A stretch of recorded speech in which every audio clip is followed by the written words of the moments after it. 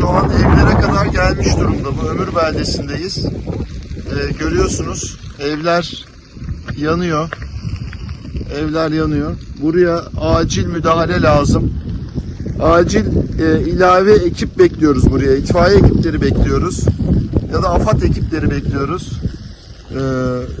Bilemiyorum, bu koşullarda gece görüş imkanı olan helikopterle müdahale edilebilir mi? Ama burada evler yanmaya başladı. Tahliye edilmiş olsa da evler yanıyor.